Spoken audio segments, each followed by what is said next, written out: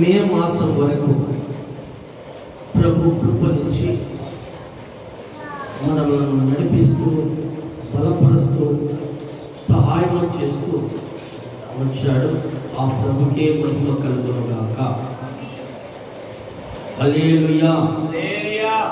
మన ప్రభును ప్రియ రక్షకుడైన యేసుక్రీస్తు నామములో మీ అందరికీ నా శుభాభివందనములు చెల్లిస్తున్నాను. దేవునికి స్తోత్రం. హల్లెలూయా. గట్టిగా శబ్దం.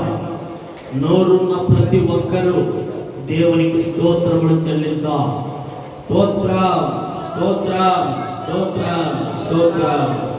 హల్లెలూయా, హల్లెలూయా. దేవునికే మహిమ కలుగునుగాక. హల్లెలూయా. ఇక్కడ మనము లేఖనాలను బట్టి మనము ధ్యానము చేద్దాం. లేఖనాలను బట్టి మనము ధ్యానము చేయబోతున్నాము. ఆది కాండము 3వ అధ్యాయము 14వ వాక్యము మనము చదువుకుందాం. 14 చదువుదాము, 15 కనుక మనము చదువుకుందాము. కాబట్టి ఇక్కడ మనము ఈరోజు మన అంశము ఏమిటి అంటే, దేవుడు ఎప్పుడు శపిస్తాడు? దేవుడు ఎప్పుడు శపిస్తాడు? దేవునికి అయిష్టకరమైన పనులు ఎవరైతే చేస్తారో వారిని మాత్రమే ప్రభు శపిస్తాడు. దేవునికి అయిష్టకరమైన పనులు ఏమిటో ఒకసారి మనము పరిశుద్ధ గ్రంథాలు మనము తెరచి, పరిశుద్ధ గ్రంథములో దేవుడు ఏ విధంగా రాయించాడో మనము చదువుకొని మనము ధ్యానము చేద్దాం. మరి ఇప్పుడు సమయం ఎంత అయింది? దాదాపు 10:15 వస్తూ ఉంది. మనము మహా అంటే అర్ధగంట ముద్దు, 40 నిమిషాలు అద్దు, గంట అయితే వద్దు. కాబట్టి మనము చక్కగా అర్ధగంట లేదంటే 40-45 నిమిషాలు దేవుని వాక్యమును మనము శ్రద్ధగా ధ్యానము చేస్తూ మనం ముందుకు వెళ్దాము. పరిశుద్ధ గ్రంథాలు మనము తెరచి దేవుని వాక్యమును చదువుకుందాం. ఎవరెవరు శపించబడ్డారో పరిశుద్ధ గ్రంథాలలో మనము తెలుసుకోబోతున్నాము. ఆది కాండము 3వ అధ్యాయము 14వ వాక్యములో మనము చూస్తే మనకు అర్థమవుతుంది. 14వ వాక్యము. అందుకు దేవుడైన యెహోవా సర్పముతో నీవు దీని చేసినందున పశువులన్నిటిలోను భూజంతువులన్నిటిలోను నీవు శపింపబడిన దానవై నీ కడుపుతో పాపుచు నీవు బ్రతుకు దినములన్నిటను మన్ను తిందువు. హల్లెలూయా. చిన్న ప్రార్థన చేసుకుందాం. ఉన్న పాటను కళ్ళు మూసుకుందాం. మహాగరుడవైన మా దేవా, మహోన్నతుడవైన మా తండ్రి, నీకు స్తోత్రాలు, నీకు వందనాలు చెల్లిస్తున్నాం. చదువుబడిన లేఖనాన్ని ప్రభువాని దాసునైన నేను వివరించగలిగిన జ్ఞాన ఉపదేశమును నాకు దయచేయమని, నీ వాక్కు శక్తితో నన్ను నింపి, నీ ఆత్మ బలముతో నాకు సహాయము చేసి మీరు మహిమ పొందాలని యేసయ్య శక్తి కలిగిన నామములో ప్రార్థిస్తున్నాం కన్న తండ్రి. ఆమేన్, ఆమేన్. ఇక్కడ దేవుడు, అందుకు దేవుడైన యెహోవా సర్పముతో నీవు దీని చేసినందున పశువులన్నిటిలోను భూజంతువులన్నిటిలోను నీవు శపించబడిన దానవై నీవు కడుపుతో పాకుచు నీవు బ్రతుకు దినములన్నిటను మన్ను తిందువు. హల్లెలూయా. ఎవరిని శపించాడు? దేవుడు ఎవరిని శపించాడు అని అంటే, ఇక్కడ మనకు ఏదోను తోటలో ఆదాము అవ్వలు అక్కడ నివాసం ఉన్న ఆ స్థలములలో మధ్యలో ఈ సర్పము అక్కడికి వెళ్ళి వారు సంతోషంగా ఆనందంగా గడుపుతూ జీవించే వారి మధ్యలో ఈ సర్పము ఏమి చేసింది అంటే, అవ్వ మధ్యలోకి దూరి అవ్వ దగ్గరికి చేరుకొని ఏం చేసింది అంటే, ఈ పండ్లన్నీ ప్రభు తినమన్నాడా అని చెప్పినప్పుడు, అవును తినమన్నాడు, ఇవన్నీ మమ్మలను తినమన్నాడు, మమ్మలను ఇక్కడనే ఉండమన్నాడు అన్నప్పుడు ఈ సర్పం ఏం చేసింది అని అంటే, అవ్వను మోసగించడానికి ఈ మధ్యలో ఉన్న చెట్టు ఫలాలు ఎందుకు తినలేదు అని అడిగినప్పుడు అవ్వ చెప్పిన మాట ఏమిటంటే, ప్రభులు వారు అన్ని తినమన్నారు కానీ తోట మధ్యలో ఉన్న ఈ అందంగా ఉన్న ఈ పండ్లను మాత్రమే తినవద్దు అన్నాడు. ఆ పండ్లు తింటే మంచి చెడ్డలు తెలుస్తాయి కనుకనే అవి తినవద్దని చెప్పాడు. తింటే చనిపోతారు అని కనుక ప్రభువు వారు మాకు చెప్పాడు అని సర్పముతో అవ్వ చెప్పినట్లుగా మనకు లేఖనము సెలవిస్తా ఉంది. ఎప్పుడైతే ఆ మాట చెప్పిందో అప్పుడు సర్పం ఏమనిందంటే, లేదు మీరు చనిపోరు, మీరు దేవదూతలలాగా ఉంటారు, మీరు చనిపోరు, దేవుడు చెప్పాడని అవ్వకు ఒక అనుమానము పుట్టించి అవ్వను తీసుకెళ్ళి ఆ పండ్లు తినేటట్టుగా అవ్వ చేసింది కనుకనే అవ్వ పండ్లు తిని తన భర్త దగ్గరికి తీసుకెళ్ళి తన భర్తను గునక తినిపించడానికి మార్గము చేసింది. తన భర్తను గునక తను తినడము కాక, తను పాపములో పడడము కాక, తను మరణించడము కాకుండా తన భర్తను గునక పాపములోకి నడిపించి పాపములోనే ఆయన గునక చనిపోనట్లుగా ఈ స్త్రీ చేసింది. అయితే దేవుని బిడ్డలమైన మనము మన కుటుంబము దీవించబడుతూ ఉంటే చూడలేని కుటుంబాలు ఏం చేశారంటే, వారి ఇంటికి వెళ్ళి ఏదో ఒక రకాలు చెప్పి ఏదో ఒక ఇబ్బంది పెట్టి ఆ కుటుంబము దేవునికి ఇష్టకరంగా బ్రతకకుండా, దేవునికి దగ్గరగా ఉండి బ్రతకకుండా ఈ కుటుంబాలు ఏం చేస్తారంటే చెడగొట్టడానికి ప్రయత్నాలు చేస్తూ ఉంటారు. దేవుని బిడ్డలమైన మనము, దేవునితో కలిసి జీవించే మనము, దేవుని ఆరాధించే మనము ఇతరుల మాటలకు మనము లోబడే వ్యక్తులముగా ఉండకూడదు. దేవుని దగ్గర నువ్వు విచారణ చేయాలి. దేవుని దగ్గర నువ్వు విచారణ చేసింటే ఈరోజు ఈ అవ్వ ఆదాము పాపములో పడాల్సిన పరిస్థితి ఉండకుండా ఉండు. వారిద్దరు విచారణ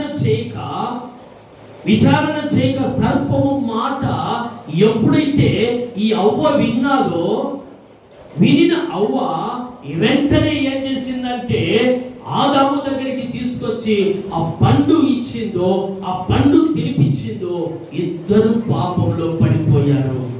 పాపంలో పడిపోయిన తర్వాత ఏమైందంటే వారి ఇద్దరు ఏమైనారు అని అంటే ప్రభు చేత వెలివేయబడ్డారు. ఎక్కడికి వెలివేయబడ్డారు? తోటలో నుంచి వెలివేయబడ్డారు.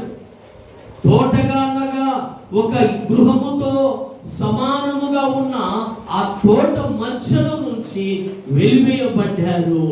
వెలివేయబడి వాళ్ళు ఏం చేశారు అంటే తోటలో నుంచి బయటికి వెళ్ళిపోయి తోటలో ఉండి ఆనందంగా తింటూ ఆనందంగా బ్రతుకుతున్న బిడ్డలను అన్యాయముగా ఈ సర్పము మోసము చేసి తోటలో నుంచి వచ్చి బయటికి వెలివేశారు. ఏం చేశారంటే ఇప్పుడు కుటుంబాలలో కూడా అదే విధంగా ఒకరికొకరికి చెప్పి, నీ కోడలు ఇలాంటిది, నీ కొడుకు ఇలాంటి వాడు, లేదా నీ బిడ్డలు ఇలాంటి వారు, నీ అల్లులు ఇలాంటి వారు అని చెప్పి ఐకమత్యంగా కుటుంబము జరుగుతున్న కుటుంబాన్ని ఏం చేస్తారంటే మధ్యలో దూరి చెడగొట్టే వాళ్ళు. సర్పములాగా చాలా మంది చెడగొట్టే వాళ్ళు లాగా ఉంటారు. సర్పము అనగా అపవాదికి సాదృశ్యం. దేవుని చేత నువ్వు దీవించబడతా ఉంటే చూడలేని ఓరవలేని తనమే అపవాదికి ఉంటుంది కనుకనే అపవాది నిన్ను పైకి ఎక్కనివ్వడు. దేవుని దగ్గరికి నిన్ను ఎక్కనీయడు. దేవుని దగ్గరికి నువ్వు ఎక్కాలన్నా, దేవునితో కలిసి నువ్వు జీవించాలన్నా దేవుని నువ్వు పరిపూర్ణంగా నమ్మడమే కాకుండా పరిపూర్ణంగా దేవునితో నువ్వు విశ్వసించిన విశ్వాసురాలుగాను ఉంటాయి. విశ్వాసునిగా నువ్వు ఉంటే నిన్ను సర్పము జయించలేదు. సర్పము మాట వినకుండా యేసు ప్రభువు వారు సర్పము ఎంత మోసగించినా సర్పము మాట వినలేదు. 40 రోజులు ఉపవాసం ఉన్నావు. ఈ 40 రోజుల్లో నువ్వు పస్తున్నావు కదా, ఉపవాసం ఉన్నావు కదా, ఈ రాళ్ళను రొట్టెలు చేసుకుని తినవచ్చు కదా అన్నప్పుడు ప్రభువు వారు ఏమన్నాడు? మనిషి రొట్టె వలన జీవించడు, కానీ దేవుని మాట వలన జీవిస్తాడన్నాడు. చప్పట్లు కొడుతూ ప్రభునామాన్ని మహిమపడతాం. మనకైనా ఎవరైనా సర్పం లాంటి మనసు కలిగిన వారు, అపవాది మనసు కలిగిన వారు మన కుటుంబాలలో వచ్చి చిచ్చు పెట్టాలని పోరాడినారంటే పోరాడిన మనము వారికి మనం ఎంతసేపు ఉన్నా మన చెవు వారికి అందివ్వకూడదు.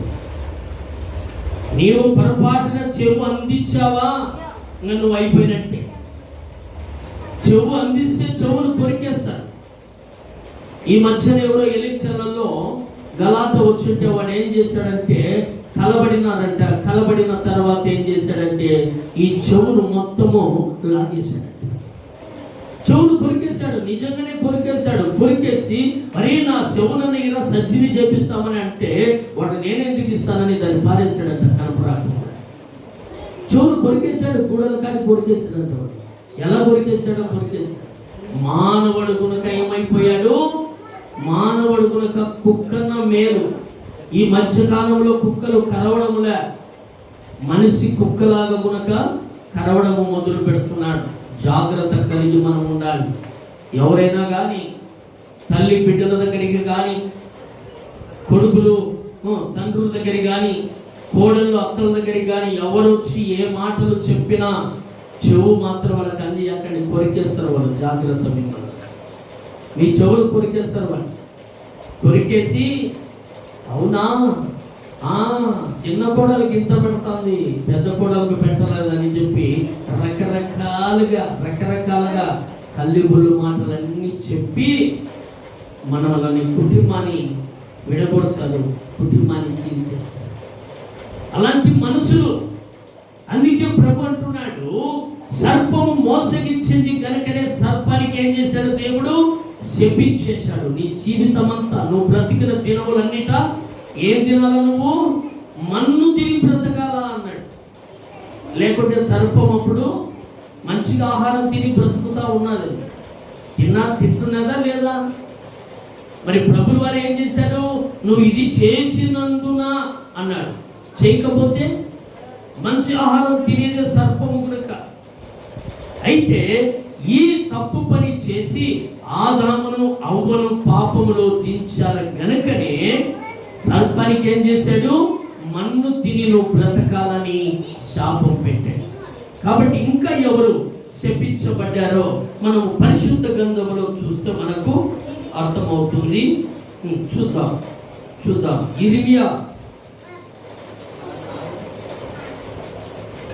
ఇర్మియా గ్రంథంలోకి రండి. చూద్దాం. ఇర్మియా 11వ అధ్యాయము. ఇర్మియా 11వ అధ్యాయము 2, 3 రెండో వాక్యము 3వ వాక్యమును చూద్దాం. 2, 3 మీరు ఈ నిబంధన వాక్యములను వినుడి, యూదా మనుషులతోనూ యూదా వంశములోను యూదా మనుషులతోను యెరూషలేము నివాసులతోను నీవు ఇలాగు మాట్లాడి తెలియచేయవలెను. ఇశ్రాయేలు దేవుడైన యెహోవా సెలవిచ్చినదేమనగా, ఈ నిబంధన వాక్యములను ఈననొల్లని వాడు శాపగ్రస్తుడగును. హల్లెలూయా. ఇక్కడ ప్రభులు వారు ఏం చేశారంటే, మోసే దైవజనుని పిలిపించి పర్వత శిఖరము మీదకి రమ్మని చెప్పాడు. పర్వత శిఖరము మీదకి దేవుడు కనుక దిగి వచ్చి అక్కడ ఏం చేశాడు అంటే, నిబంధన ఏమేమి చేయవచ్చు, ఏమేమి చెయ్యకూడదు, ఏమేమి తినవచ్చు, ఏమేమి తినకూడదని అక్కడ 2 పలకల మీద ఒక నిబంధనలన్నీ రాసి పంపించాడు. బాగా వినండి.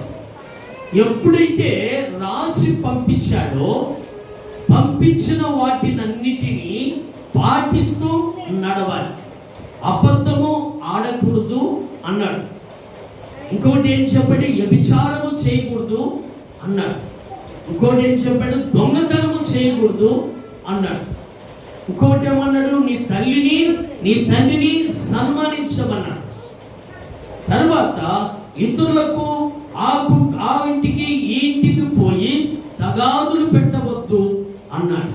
ఒకరి మాట ఒకరికి నువ్వు చెప్పకూడదు అన్నాడు. ఈ నిబంధనలన్నీ పాటించి నడిచిన ఏ కుటుంబానైనా ప్రభు శపించదు. ఈ నిబంధనలన్నిటిని పాటించి ఏ కుటుంబం అయితే నడుచుకుంటుందో, ఏ వ్యక్తి అయితే నడుచుకుంటుందో, ఏ బిడ్డ అయితే నడుచుకుంటుందో, వారిని మాత్రము ప్రభులు వారు ఎంత మాత్రము శపించండి. వారి కుటుంబాలన్నిటినీ ప్రభులు వారు దీవిస్తూనే నడిపిస్తాడు. అయితే ఇక్కడ ఎందుకు శపించాడు అంటే, ఈ నిబంధనలన్నిటినీ పాటించకుండా ఎవరైతే నడుచుకుంటారో వాళ్ళ కుటుంబాన్ని ప్రభులు వారు శపిస్తాడు. సర్పమును శపించాడు. ఎందుకంటే సర్పము కుటుంబాన్ని చెడగొట్టింది, పాపములో నడిపించింది. కాబట్టి సర్పమును శపించాడు. మరి నువ్వు కనుక నిబంధనలు పాటించకుండా నువ్వు ఎప్పుడైతే నడుస్తావో, ఆజ్ఞలు పాటించకుండా ఎప్పుడైతే నువ్వు ధిక్కరిస్తావో, అప్పుడు నీవు నీ కుటుంబము దేవుని చేత శపించబడితే ఇంకా ఎవ్వరు దీవించేవాడు దేవుడు, ఆశీర్వదించేవాడు దేవుడు, దీవెనలిచ్చేవాడు దేవుడు. మరి ఆయనకే కోపం వస్తే ఇంకా ఎవరు మనము దీవిస్తారు? ఆయన చేత మనము శపించబడినాము అని అంటే ఇంకా మన కుటుంబము జీవితాంతము, మన కుటుంబము ఆశీర్వాదంలోకి నడవలేదు. కాబట్టి మనము జాగ్రత్తలు కలిగి దేవుని వాక్యమును మనము శ్రద్ధగా వింటూ మనము దేవుని అనుసరించి నడుచుకోవాలని దేవుడు మాట్లాడుతూ వస్తున్నాడు. ఇక్కడ మరొక మాట చెప్తున్నాడు. ఇంకొక మాట కనుక మనం విందాం. ఆది కాండము చూద్దాం. ఆది కాండము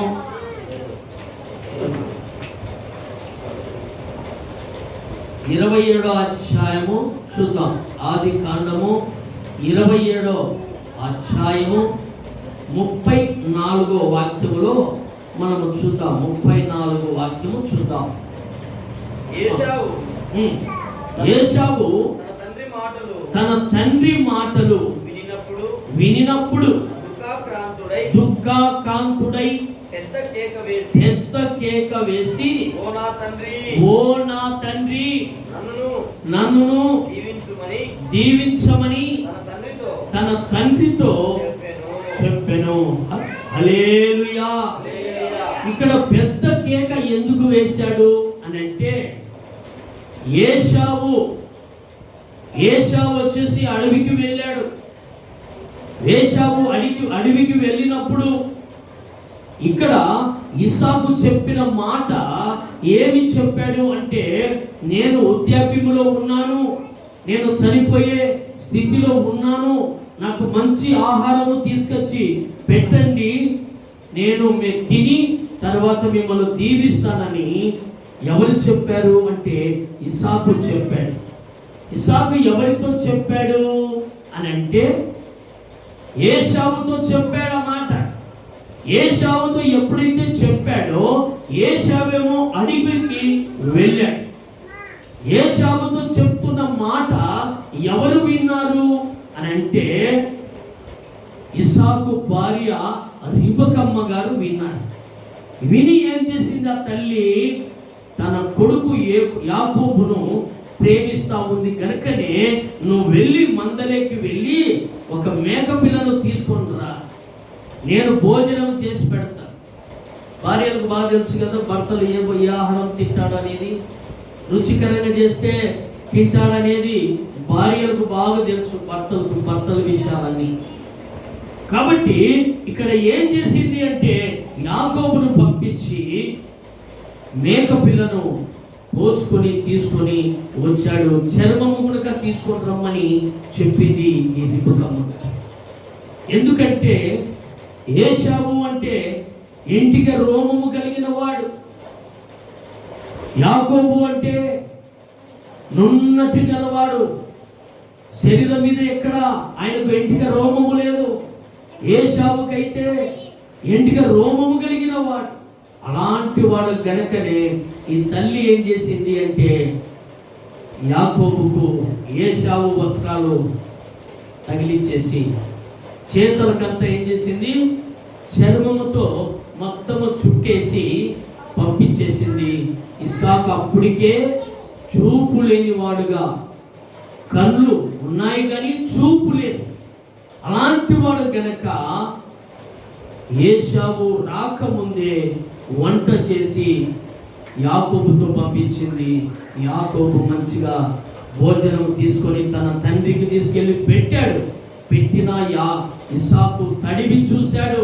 తడివి చూసి ఇదేదో గొంతు యాకోబులాగుంది, ఇది గొంతు యాకోబులాగుంది, మరి వస్త్రాలు చూస్తే ఇవి ఏశావుయే అని గుర్తుపడుతున్నాడే కానీ అయితే ఆహారము తెచ్చాడు కనుక నేనే తండ్రి, నేనే నీ పెద్ద కొడుకును ఏశావును నేనే అని చెప్పి అన్నప్పుడు గొంతైతే ఇది ఏశావు గొంతు కాదు, ఇది యాకోబు గొంతు అని కనుక మరి కళ్ళు లేని వాడైనా కనుక కనుక్కుంటూ వచ్చాడు. అయినప్పటికీ ఏమైందంటే నేనే తండ్రి, నన్ను అనుమానిస్తున్నావా చూడు చేతులని చూపించినప్పుడు ఏమైందంటే ఆ ఎంటిక రోమమును చూసి ఏశావే అని ఆహారము తిన్నాడు. ఆహారం తిన్న తర్వాత ఏం చేశాడు, దీవించాడు. దీవించిన తర్వాత దీవెనలన్నీ పొందుకొని ఎప్పుడైతే తల్లి దగ్గరికి వచ్చాడో తల్లి అనింది, మీ అన్న వచ్చే సమయం దగ్గరకైంది, నువ్వు ఇక్కడ నుంచి ఇంకా పారిపో. పాపం చేసిన వాడు ఎక్కడైనా పారిపోతాడా, ఇంట్లో ఉంటాడా? ఎవరైనా దొంగతనం చేశాడు అనుకో, దొంగతనం చేసిన వాడు ఇంటికి వచ్చి సంతోషంగా హ్యాపీగా చైర్లో కూర్చొని పండ్లు తినుకుంటూ లేదా పాలు తాగుకుంటూ కూర్చుంటాడా? కూర్చోడు. పాపము చేసిన వానికి భయము పుట్టకస్తా ఉంటుంది. ఏశావు చూసే యాకోబును చంపుతాడని తన తల్లి ఏం చేసిందంటే, నా తమ్ముడైనా లేదా నా అన్నైనా లాబాన్ ఉన్నాడు, లాబాన్ దగ్గరికి వెళ్ళు, నీ మేనమామ అక్కడ ఉన్నాడు, నువ్వు వెళ్ళు అని చెప్పి పంపించేసింది. ఏశావు వచ్చాడు, ఏశావు తండ్రి దగ్గరికి వచ్చాడు, మాంసాహారం తీసుకొచ్చాడు. ఆహారము పెట్టి తండ్రి తిని నన్ను దీవించు అంటే ఒక్క దీవెన గునక లేదు అన్నాడు. ఒక్క దీవెన లేదనగానే ఏశావు పెద్ద కేక. ఏశావు ఏం చేశాడు అప్పుడు? పెద్ద కేక వేశాడు. పెద్ద కేక వేసి, నా తండ్రి ఒక్కటన్నా లేదా నా కోసము ఒక్కటన్నను ఉంచుకోలేదా అని పెద్ద కేకేశాడు. ఏశావు తన తండ్రి మాటలు వినినప్పుడు దుఃఖాకాంతుడై పెద్ద కేక వేసి, ఓ నా తండ్రి, నన్ను దీవించమని తన తండ్రితో చెప్పాను. చెప్తే ఏమంటున్నాడే ఇస్సాకు ఏమంటున్నాడు, ఒక్క దీవెన కూడా లేదు నాయనా, అన్ని దీవెనలు మరి యాకోబుకే ఇచ్చేసానని ఇస్సాకు చెప్పినప్పుడు దుఃఖాకాంతుడై ఇంకేం చేశాడు, చంపడానికి మొదలు పెట్టి బయలుదేరాడు. ఏశావు నేను చంపుతానని బయలుదేరితే అక్కడ ఏం జరిగింది అంటే ఈయన కనపడకుండా వెళ్ళిపోయి ఏం చేశాడు, ఒక స్థలములో రాయి తలగడగా చేసుకుని అక్కడ పడుకొని నిద్రపోయాడు. నిద్రపోతే అక్కడ దేవుడు ఏం చేశాడు, తండ్రి దీవించాడు కదా, తండ్రి దీవించాడు కనుక ఆ దీవెనలు ఆయన మీద ఉన్నాయి కనుకనే దేవుడు కనుక ఆయన్ను దీవించి పరలోకము నుంచి నిచ్చెన దిగి వచ్చినట్లుగా పైకి కిందికి దేవదూతలు ఎక్కుతూ దిగుతున్నది చూశాడు. ఇది పరలోకని గవినే, ఇది ప్రార్థన మందిరమేది, ఇక్కడ మందిరము కడతానని ఆలోచన చేసి అక్కడ చెప్పి వెళ్ళాడు. లాబాను వాళ్ళ మామ దగ్గరికి వెళ్ళాడు. లాబాను వాళ్ళ మామ దగ్గరికి వెళ్ళి వెట్టి చాకిరీ చేశాడు. ఎట్టి చాకిరీ ఏ విధంగా చేశాడు అంటే, గొర్రెలు కాస్తూ 7 సంవత్సరాలు కొలువు చేశాడు. ఎవరికి కొలువు చేశాడు? లాబాను దగ్గర కొలువు చేశాడు. ఎవరి కోసము అంటే, అక్కడ 2 ఉన్నారు ఆయనకు కుమార్తెలు.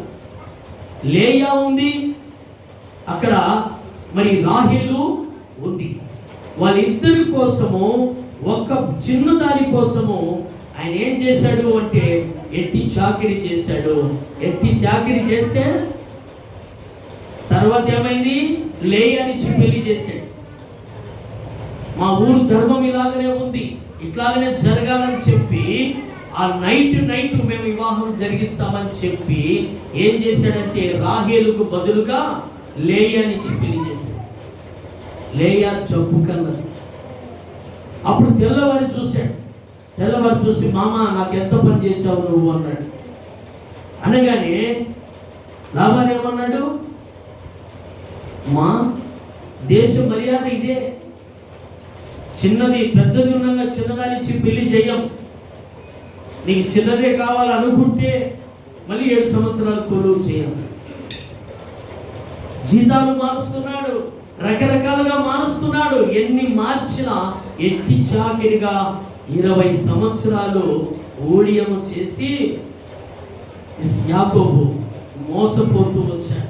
ఎందుకంటే తండ్రిని మోసం చేశాడు గనుకనే దేవుని మోసము చేశాడు. తండ్రిని మోసం చేశాడు. చేసిన దానిని బట్టి అక్కడ మోసపోయాడు. అప్పుడు దేవుడు యాకోబుతో మాట్లాడి యాకోబుతో చెప్పిన తర్వాత లాబానుతో కనుక దేవుడు మాట్లాడాడు. నా కుమారునితో నువ్వు చాలా తగాదు పడద్దు, నువ్వు ఇబ్బంది పడిపోతావు, జాగ్రత్త అని చెప్పి ఎప్పుడైతే లాబానుతో మాట్లాడినాడో లాబాను ఏం చేశాడు, అప్పుడు తగ్గాడు. లేకపోతే యాకోబును రకరకాలుగా జీతాలు మారుస్తూ జీతాలు తగ్గిస్తూ ఎట్టి చాకిరీ చేపించు. అంటే పాపం అనేది ఎలాంటిది అని అంటే, పాపం అనేది నిన్ను భయపడించేదే. కానీ ఇప్పుడు మామూలుగా మనము సాధారణంగా మాట్లాడుకుందాం. దొంగతనం చేసిన వ్యక్తి దాముకుంటూ ఇక్కడ అక్కడ చూసుకుంటూ పోతాడా, జడ్జాగా పోతాడా? దొంగతనం చేసిన ఏ వ్యక్తి అయినా జడ్జాగా పోతాడా, లేదంటే ఇటు అటు చూసుకుంటూ భయంగా పోతాడా? భయముగా పోతాడు. వ్యభిచారం చేసిన స్త్రీ కావచ్చు, పురుషుడు కావచ్చు, ధైర్యంగా వెళ్తారా? వెళ్ళలేదు. ఎవరెవరు చూస్తారో, ఎవరు కంటపడతారో ఇబ్బంది అవుతుందని భయముతో నడుచుకుంటా ఉంటారు. అలాగనే ఈ కుటుంబానికి ఆ కుటుంబానికి తగాదు పెట్టి ఉంటే వాళ్ళు కొట్టుకుంటా ఉంటే మధ్యలో ఈ వ్యక్తి ఏం చేస్తారంటే భయపడతా ఉంటారు. ఎందుకు భయపడతా ఉంటది? అమ్మో వాళ్ళు ఏమైనా కొట్టుకుంటున్నారు చేస్తున్నారు, పొరపాటున వాళ్ళకి తెలిస్తే వాళ్ళు కేసు పెట్టారనుకో, నేనే తగాదు పెట్టానని తెలిస్తే నన్ను వచ్చి పోలీసులు పట్టకపోతారని ఏం చేస్తారు? వాళ్ళు కూడా మెల్లగా పిల్లుల్లాగా అనుకుంటా ఉంటారు. ఎందుకు ఈ మాటలు చెప్తున్నానంటే, దేవుని బిడ్డలమైన మనము ఇతరుల మాటలు మనం వినకూడదు. ఇతరుల మాట వింటే మనమే చెడిపోతాము. వాళ్ళ మాటలు వింటే మనమే చెడిపోయి మన కుటుంబాలు పాడు చేసుకుంటాం. కాబట్టి ఎవరి మాటలు మనం వినకూడదు. వినాల్సిన మాట ఎవరి మాట అంటే మనము సృష్టించిన సృష్టికర్త అయిన దేవుని మాట మనం వినాలి. నువ్వు దేవుని మాట ఎప్పుడైతే వింటావో, దేవుని దగ్గర ఎప్పుడైతే విచారణ చేసుకుంటావో, దేవుడు నీకు మార్గాలు తెరిచి నిన్ను నడిపిస్తా ఉంటాడు. కాబట్టి ఇక్కడ మరొక మాట కూడా అక్కడే ఏం మాట్లాడినాడో చూద్దాం. 41వ వచనంలో ఏం మాట్లాడినాడో ఒక మాట చూద్దాం. ఎవరిని చెప్పించాడో ప్రభువు వారు చూద్దాం. ఎవరిని చెప్పించాడో 41వ వాక్యంలో చూద్దాం. 27:41. తన తండ్రి యాకోబుకిచ్చిన దీవెన నిమిత్తము ఏశావు అతని మీద పగపట్టెను. మరియు ఏశావు నా తండ్రిని గూర్చిన దుఃఖ దినములు సమీపముగా ఉన్నవి. అప్పుడు నా తమ్ముడైన యాకోబును చంపెదననుకొనెను. హల్లెలూయా. యాకోబును చంపాలనుకున్నాడు. ఏశావు ఎందుకు అనుకున్నాడు చంపాలని అంటే, దీవెన అనేది ఒక్కటి కూడా నాకు ఉన్నది లేకుండా చేశాడని ఏశావు ఏమనుకున్నాడు? చంపాలనుకున్నప్పటికీ దేవుడు తండ్రి దీవించిన కుమారుని దేవుడు కాపాడాల్సిన పరిస్థితి వచ్చింది. ఎప్పుడైతే మనము తండ్రి దీవిస్తున్నాడు అని అంటే దేవుడు కనుక మనము దీవిస్తాడు. కుటుంబంలో దేవుని కలిగిన తండ్రి కావచ్చు, దేవుని కలిగిన తల్లి కావచ్చు, వారి మీద ఉన్న దీవెనలు ఎవరి మీదకి వెళ్తాయి? అంటే స్వచ్ఛంగా ప్రభు చూపించాడు. ఇసాకు మీద ఉన్న దీవెనలను, అబ్రహాము మీద ఉన్న దీవెనలు ఎవరి మీదకి వచ్చాయి అంటే ఇసాకు మీదకి వచ్చాయి. ఇసాకు మీద ఉన్న దీవెనలు ఎవరి మీదకి వచ్చాయి అంటే యాకోబు మీదకి వచ్చాయి. మరి యాకోబు మీద ఉన్న దీవెనలు ఎవరి మీదకి వచ్చాయి అంటే యేషోబు మీదకి వచ్చాయి. అప్పుడు ఎన్ని తరాల నుంచి దీవెనలు వస్తూనే ఉన్నాయి. మనము కనుక అలాగ దీవించబడాలి. మనము కనుక మన తల్లి తండ్రి దీవెనలు ఎవరు పొందుకోవాలంటే తన కుమారులు కుమార్తెలు పొందుకోవాలి. అప్పుడే దేవుని నుంచి కనుక దీవెనలు మీ మీదకి వస్తాయి. ఎప్పుడైతే తల్లి తండ్రిని సన్మానించిన వాడు దీర్ఘాయుష్మంతుడు కాదంటున్నాడు ప్రభు. ఎందుకన్నాడు ఆ మాట? తండ్రి దగ్గర తల్లి దగ్గర దీవెనలు ఉన్నాయి. వారు నన్ను కలిగి ఉన్నారు కనుక వాళ్ళకు నేను దీవెనలతో దీవిస్తూ ఉన్నాను కనుక మీరు కనుక దీవెనలు పొందాలంటే నీ తల్లిని నీ తండ్రిని సన్మానించమని ప్రభువు వారు చెప్తున్నారు. మనం సన్మానించే వారముగా ఉండాలి. దీవెనలు పొందుకునే వారముగా ఉండాలి. శాపమును మనము పొందుకునే వారముగా ఉండకూడదు. ఎందుకంటే దేవుని చేత శపించబడిన ఏ వ్యక్తి అయినా దీవించబడలేదు. ఏశావు చంపాలని పోరాడాడు, దేవుడు తప్పిస్తూనే వచ్చాడు. ఏశావు ఒక పక్క తమ్ముని చంపాలని ఎదురు వెళుతుంటే తన దగ్గర ఉన్న మనుషులే ఏం చేశారు తెలుసా? అమ్మో మీ అన్న వస్తున్నాడు, మాకు తెలియదు అన్నాడు. నా తమ్ముడు వస్తున్నాడు మంది మార్బలంతో మరి పిల్లలతో వస్తున్నాడని ఏశావుకు చెప్తే ఏశావు దీవించడానికి ఏశావు వస్తా ఉంటే పక్కనున్న వాళ్ళు ఉంటారు కదా, అమ్మో మీ అన్న వస్తున్నాడు, మాకు తెలియదబ్బా అన్నాడు. అప్పుడు యాకోబు ఏమైపోయాడు, వాయమ్మో మా ఆయన వచ్చి చంపేస్తాడని భయపడిపోయి అతని దగ్గర ఉన్న ఆస్తి అంతా 2 భాగాలు చేశాడు. 2 భాగాలు చేసి ఏం చేశాడు తెలుసా, ఒక భాగము మా అన్నకు పంపేయండి అన్నాడు, మరొక భాగమును పిల్లలకి ఇచ్చి పిల్లలను భార్యలను పంపించేశాడు. యాకోబుకి ఎంతమంది సంతానము, దండిగా. భార్యలు ఎంతమంది, 4. 4 అంటే పెద్ద ఆమెను చేసుకున్నప్పుడు ఒక దాసి, చిన్న ఆమెను చేసుకున్నప్పుడు మరొక దాసి. ఈ దాసులకు పుట్టిన వాళ్ళు, భార్యలకు పుట్టిన వాళ్ళు మొత్తం ఎంతమంది, 11 మంది. ఇంత సంతానము, మరి గొర్రెలు, మరి గాడిదలు, తర్వాత ఒంటెలు అన్ని తోడుకొని వస్తూ ఉంటే ఏం చేశారు, అమ్మో మీ అన్న వస్తున్నాడని భయపడించారు. భయపడించే లోపల వాటినన్నిటినీ సుగం చేసి తన అన్నకు పంపించాడు. పంపిస్తే అన్న అంటున్నాడు, నాకెందుకురా, నీకు చాలా మంది సంతానము, చాలా మంది పెద్ద కుటుంబమురా నీది, నీ కుటుంబానికి ఉండించుకోవచ్చు కదా, నాకెందుకు ఇచ్చినావు అంటే ఈ మధ్యలో ఉన్న వాళ్ళు ఇంకా సైలెంట్గా ఉన్నారంట. అట్లా గిల్లాలు పెట్టి ఏం చేస్తారు, మనకు సైలెంట్గా ఉంటారు. అక్కడ ఏశావు ఏం చేశాడు, కోపముతో రాలే. తన తమ్ముడు దీవించబడ్డాడు, దేవుని చేత ఆశీర్వదించబడిన వాడని ఆయన ఏం చేశాడంటే, ఆశీర్వదించడానికి ఆయన వస్తూ ఉంటే పక్కన ఉన్న వాళ్ళు ఉంటారు కదా, చెడగొట్టడానికి ఉంటారు చాలా మంది. చెడగొట్టడానికి ఉండి ఏం చేశారు, మీ అన్న మంది మార్బలంతో వస్తున్నారనగానే భయపడిపోయి యాకోబు ఏం చేశాడు, అక్కడ ప్రార్థన చేయడము, మోకరించి ప్రార్థన చేయడం ప్రారంభించాడు. రీంబగులు ప్రార్థన చేసి తెల్లవాడుతానంటే కనుక ప్రభుని వదిలిపెట్టరా, మా అన్న వస్తున్నాడంట, చంపేస్తాడంటే ఏం చేయాలి నేను అని ప్రభు దగ్గర విచారణ చేసుకుంటూ, అంటే భయం అట్లుంటుంది. భయం లేకపోతే అంతసేపు ప్రార్థన చేస్తాడా, భయం లేకపోతే మీరు చెప్పిన టయానికి, భయం ఉంటే చెప్పిన టయానికి మందిరానికి వస్తాడు. భయం లేకపోతే ఏం పోవచ్చులే, 10 పోదాం 11 పోదాం, పాటలు అయిపోయి ఆరాధన అయిపోయి వాక్యం సమయంలో పోయి వచ్చే వినొచ్చే సరిపోతుంది, అంతే కదా. అదే కనుక భయం ఉంటే అమ్మో నేను ఇక్కడే ఉంటే నా మీదకి దయ్యం వస్తుందేమో అని కనుక భయం ఉంటే ఏం చేస్తావు, నువ్వు ముందుగానే పోయి మందిరంలో పడిపోతే ఆ పాస్టర్ ఉన్నాడు ప్రార్థన చేస్తాడు, దయ్యం వదిలిపోతాడు. ఈ ఆలోచనలు కలిగి ఉంటారు. మనుషులు ఎలాంటి వారు అంటే, దేవుని చేత మేలులు పొందుకున్న తర్వాత ఏం చేస్తారు, దేవుడు చేసిన మేలులు మర్చిపోయి, దేవుని చేత మేలులు మర్చిపోయి ఏం చేస్తారు, వాళ్ళ కథలు చెప్తారు.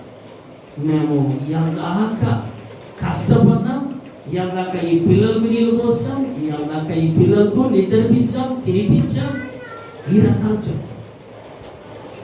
దేవుడు ఆరోగ్యం ఇచ్చేవాడు. దేవుని దగ్గర ఎవరు అజాగ్రత్తగా, దేవుని విషయంలో ఎవరు శ్రద్ధ లేకుండా కలిగి ఉంటారో, దేవుడు కనుక దీవెనలు కనుక అంతే శ్రద్ధగా ఇస్తూ ఉంటాయి. మనకు అర్థం కాక మేము పని చేసంటేనే కదా మాకు వచ్చాడు కానీ ఆలోచన కలిగి ఉంటారు. నువ్వు పని చేయకపోయినా నిన్ను ప్రభువు వారు దీవిస్తాడు. దీవెన నీ మీదకి వస్తే నువ్వు పని చేస్తున్నది ఒకటైతే నీకు రావాల్సిన రాబడి అధికముగా వస్తూ ఉంటుంది. అలాంటి దీవెనలు పొందుకోవాలి. రేపు 22వ తారీఖు మందిరం డెడికేషన్ ఉంది. మీరందరూ మర్చిపోతారని ముందుగానే చెప్తున్న వాక్యంలోనే నేను మర్చిపోతానేమో. 22వ తారీఖు ఎవ్వరు మర్చిపోకండి, అందరూ రండి. 22వ తారీఖు 8 గంటలకే, మీకు 9కి చెప్తూ 10కి వచ్చారు కాబట్టి మీకు 8 గంటలకే రావాలా. మీరు 8 గంటలకే మీరు బయలుదేరి వస్తే ఇది 9కి వస్తారు. 9 గంటల నుంచి ప్రారంభించి 12కి అయిపోతుంది. 12 గంటల కల్లా మనం అందరము భోజనాలు చేసుకొని, భోజనాలు కనుక బయటనే చెప్పి ఉన్నాను, మీకు ఏం పనులు లేదు. రావటము, వాక్యం వినటము, ప్రార్థనలో ఉండడము, ప్రార్థన అయిపోగానే ప్రార్థన చేయించుకోవడము, ప్లేట్ తీసుకోవటము, భోజనం చేసుకోవటము. అలాగే మనము దీవించబడాలి. అలాగే మనము దేవుని చేత ఆశీర్వదించబడాలి. దేవుని నుంచి శాపము మన వీరికి రాకూడదు. ఎప్పుడైతే ఏ శాపముగా చేసిన అజాగ్రత్త వల్లనే అతనికి దేవుని దీవెనలు లేవు. పెద్ద కొడుకుగా ఉన్నాడు కానీ జ్యేష్ఠత్వాన్ని అమ్ముకున్నాడు. ఆయన మంచోడై ఈయన చెడ్డోడేం కాదు. జ్యేష్ఠత్వాన్ని అమ్ముకొని తల్లిదండ్రిని ఎవడు పోషిస్తాను, నేను అడవిలో తిరుగుతానని చెప్పి జ్యేష్ఠత్వాన్ని పోగొట్టి యాకోబుకు అమ్మేశాడు. ఏదానికి అమ్మేసినాడు? చిక్కుడుగాయలు కూర. చిక్కుడుగాయల కూర అంటే మీకు అందరికీ బాగా తెలుసు కదా, బాగా రుచికరంగా ఉంటుంది. ఆ కూర కోసము, ఆహారం కోసం అమ్మేశాడు జ్యేష్ఠత్వ. అందుకు ఈ యాకోబు ఏం చేశాడంటే తల్లి చెరుగు పట్టుకొని తిరిగేవాడు. తల్లి చెరుగు పట్టుకొని తిరుగుతూ ఉంటే తండ్రి దీవిస్తాడని, అన్నం దీవిస్తే అడవిలో ఉంటాడు వాడు, ఈడైతే ఇంట్లో ఉంటాడు, మమ్మల్ని చూసుకుంటాడని తల్లి ఏం చేసింది? తల్లి మోసం చేసింది. పెద్ద కొడుకును మోసం చేసింది తల్లి, చిన్న కొడుకు మోసం చేసింది తండ్రిని. తండ్రిని మోసం చేశారు. చేసిన దేవుని కలిగి ఉన్నాడు యాకోబు, దేవుని కలిగి ఉన్నాడు కనుకనే దేవుని నుంచి దీవెనలు పొందిన వాడై ఉన్నాడు. హల్లెలూయా. మరొక మాట అక్కడ చూద్దాం మరొక మాట. కీర్తనల గ్రంథంలో నుంచి మనము చూద్దాం ఒక మాట.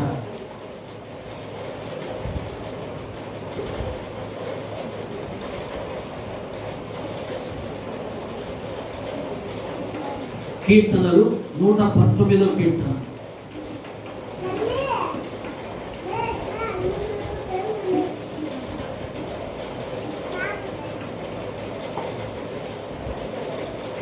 నూట 19వ కీర్తన 21వ వాక్యం చూద్దాం. 21. గర్విష్ఠులను గద్దించుచున్నాను, నీ ఆజ్ఞలను విడుచు తిరుగువాడు శాపగ్రస్తుడగును. హల్లెలూయా. చూడండి, ఇక్కడ గర్విష్ఠులను దేవునికి ఇష్టం ఉన్నారంట. దేవుని మాట వినేవాడే దేవునికి ఇష్టం. గర్విష్ఠులు ఉంటారు, గర్వపడతా ఉంటారు. ఏం చూసి గర్వపడతా ఉంటారు? దేవుడిచ్చిన వాటిని చూసే గర్వపడతా ఉంటాడు. దేవుడు ఇకపోతే నాకు ఎట్లొచ్చినాయని ఆలోచన లేదు, కానీ దేవుడిచ్చిన సొమ్మును బట్టి గర్వపడతా ఉంటాడు, అతిశయపడతా ఉంటాడు. అలాంటి వాని ప్రభు ఏమంటున్నాడు? నేను శపిస్తున్నాను అన్నాడు. మరి ఇంకొక మాట కనుక మనం అక్కడే చూద్దాం. సామెతల గ్రంథము చూద్దాం. సామెతల గ్రంథంలో చూద్దాం మనం.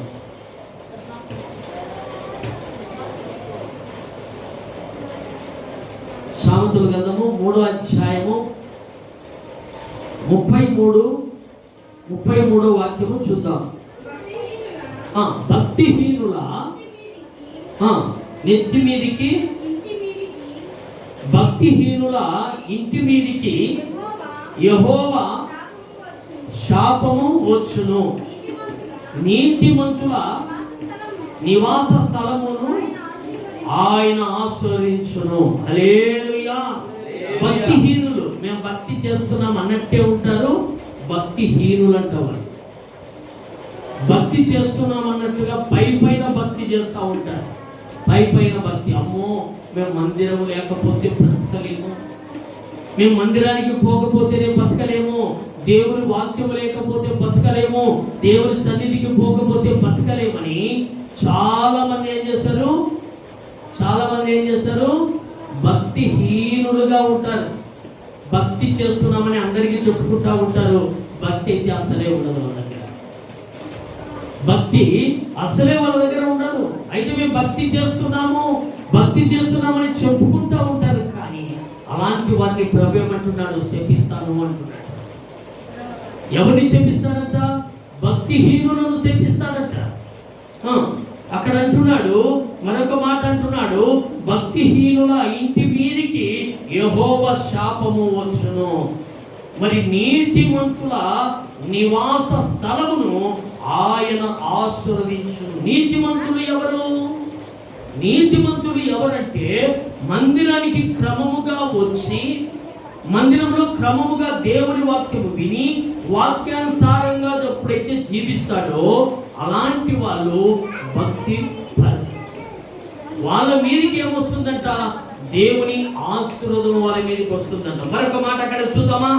మరొక మాట అక్కడ చూద్దాం. ఆది కాండము ఇంకా ఎవరెవరు భక్తిహీనులుగా ఉన్నారో చూద్దాం. ఆది కాండము 4వ అధ్యాయము 4:3 చూద్దాం. 4:3 చూద్దాం. కోతకాలమైన తర్వాత కయ్యూను పొలము పంటలో కొంత యెహోవాకు అర్పణగా తెచ్చెను.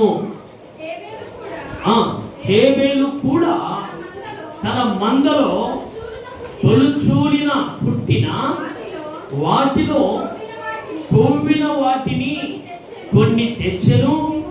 యెహోవా హేబేలును అతని అర్పణను లక్ష్య పెట్టెను. హల్లెలూయా. హేబేలేమో గొర్రెల కాపరి, కయ్యూనేమో సేద్యపరచువాడు, అంటే భూమిని దున్నేవాడు.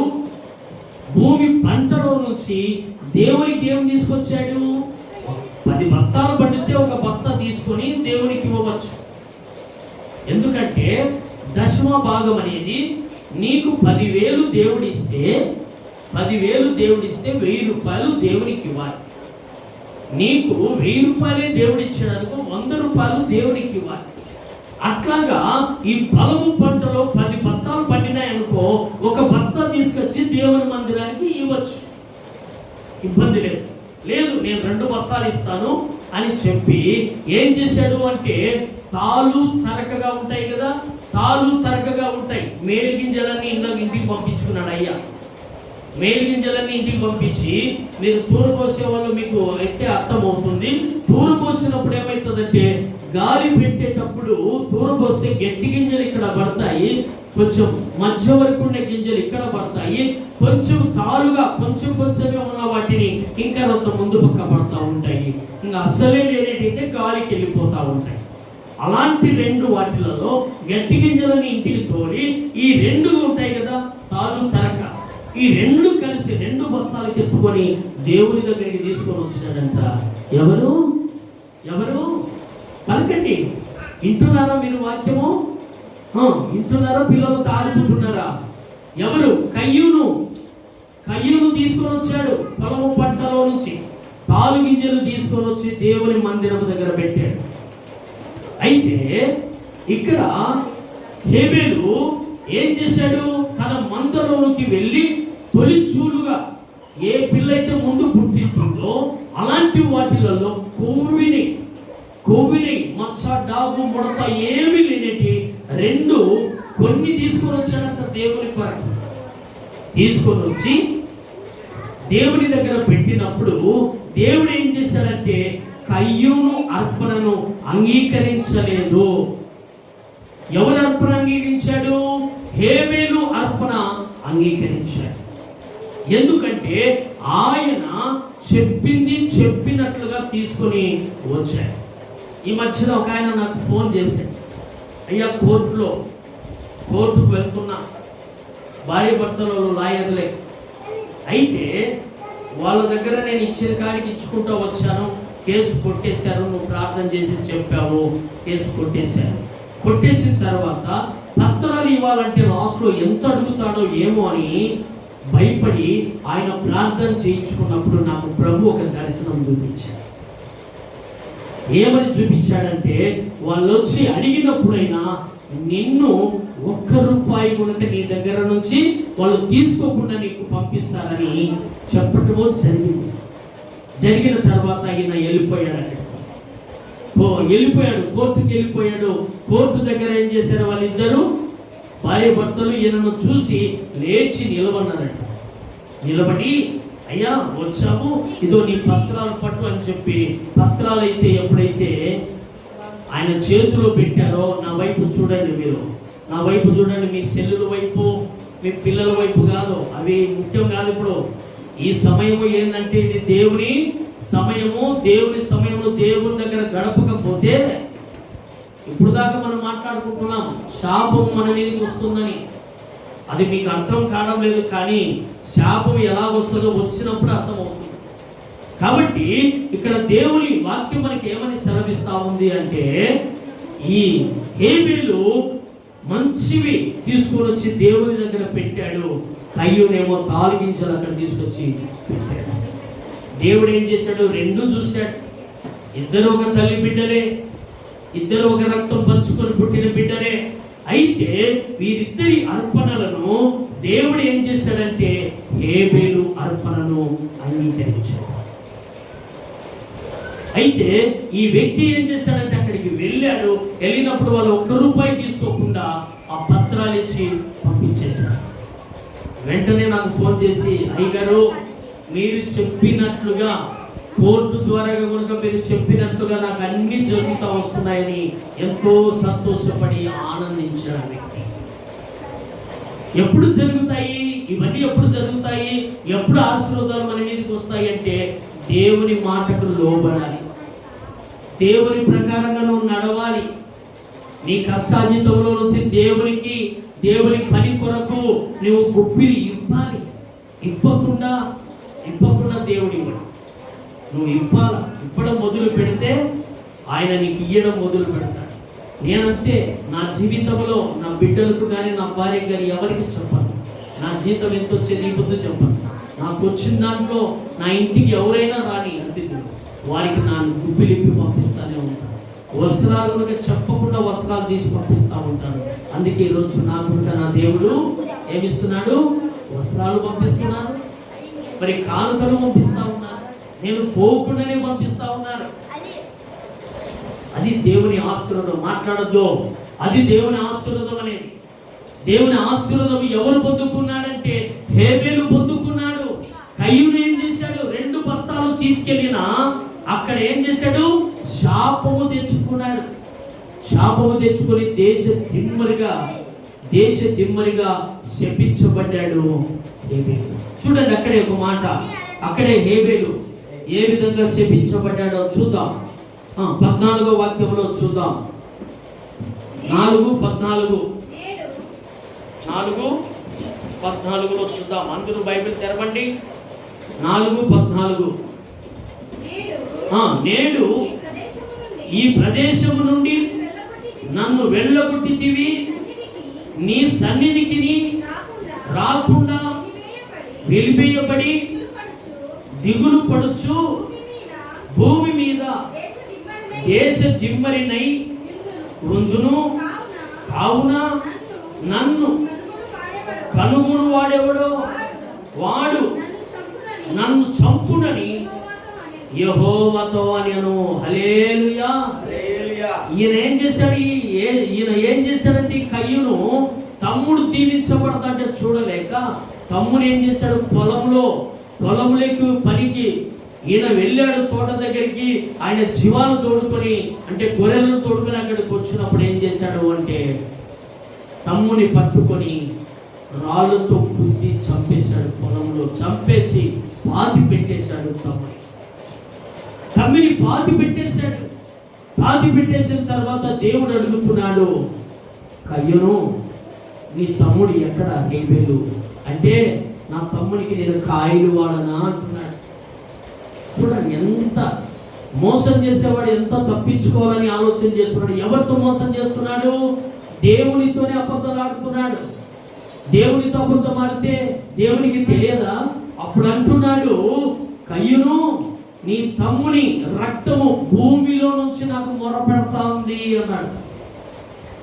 ఎవరి రక్తము? తన తమ్ముని రక్తము భూమిలో నుంచి నాకు మొరపెడతా ఉందయ్యా, నువ్వు చంపి పాతి పెట్టావు అని చెప్పి దేవుని చేత శపించబడితే దేశ దిమ్మన్నై నేను పోతా ఉంటే నన్ను కనుగొన్నవాడు చంపేస్తానని ప్రభు దగ్గర మొరపెట్టుకుంటున్నాడు. మళ్ళీ తప్పు చేసి తమ్ముని చంపిన దీవెనలు పొందుకోవాల్సిన దీవెనలను పొందుకోలేక దేవునికి ఇచ్చేదేదో దేవునికి ఇయ్యక దేవుని నుంచి శాపము తెచ్చుకున్న నీవు దేవుని దగ్గర నుంచి మళ్ళీ ఏం కోరుకుంటున్నావు? అయ్యా నేను దేశ దిమ్మరిగా తిరుగుతూ ఉంటే నన్ను కనుగొన్నవాడు నన్ను చంపేస్తాడేమో అంటే కనుక ప్రభు కనికరము చూపించి ఏమంటున్నాడు? నీ మీదికి అలాంటి శాపము రాకుండా నేను దీవిస్తానన్నాడు. దేవుడు చూడు ఎంత కనికరం గలవాడో. కాబట్టి దేవుని బిడ్డలమైన మనము శపించబడకూడదు, దేవుని చేత మనము ఆశీర్వదించబడాలి. మరొక మాట అక్కడ చివరిగా చూద్దాం. చివరిగా మత్తయి రాసిన సువార్త చూద్దాం. చివరి మాట చెప్పి నా మాటలు ముగించేస్తాను. మత్తయి సువార్త 21వ అధ్యాయము 21:18 చూద్దాం. 18 ఉదయమందు పట్టణమునకు మరలా వెళ్ళుచుండగా ఆయన ఆకలి కొనెను.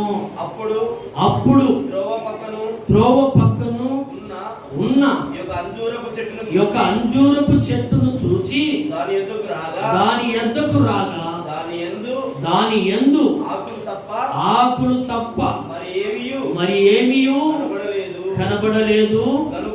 గనుక దానిని చూచి ఇక మీదట ఎన్నటికి నీవు కాపు కాయకుందు గాక అని చెప్పెను.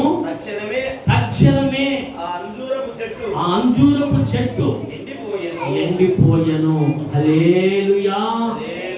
చూసారా, ఒక అంజూరపు చెట్టును దేవుడు చెప్పించాడు. ఎందుకు చెప్పించాడు? ఆయన ఆకలి కొన్నాడు. ఆకలి కొని ఆ చెట్టు దగ్గరికి వెళ్ళాడు. ఈరోజు ఆ చెట్టును శపించాడు అంటే కాయలు కాయకపోతేనే ఆ చెట్టును శపించాడు. ఆకులను చూసి మనము కనుక కాయలు కాసేవారముగా ఉండాలి. ఆకులే ఉండకూడదు ఎప్పుడు మన దగ్గర. ఆకులే ఎప్పుడు మన దగ్గర ఉన్నాయనుకో, ప్రభువు వారు వచ్చి ఏం చేశాడు? శపించేశాడు అంతే. శపిస్తే ఆ చెట్టు ఏమైపోయింది? ఎండిపోయింది. ఎండిపోయినాక ఎక్కడికి పోతుంది ఆ చెట్టు? ఎండిపోయినా ఎక్కడికైనా కానీ మనకు చెట్లు చూస్తూ ఉంటాం. ఎండిపోయిన చెట్లను ఏం చేస్తాం? మనము కొట్టి నరికి తీసుకొని వచ్చి పొయ్యిలో పెట్టి కాలుస్తాం. రేపు పొద్దున మనం గురికి అంతేనా కాదా? మన గురికి అంతేనా కాదా? కాబట్టి దేవుని చేత మనము శపించబడకూడదు, దేవుని చేత మనము ఆశీర్వదించబడిన వారముగా ఉండాలని దేవుని వాక్యం సెలవిస్తూ ఉంది. హల్లెలూయా.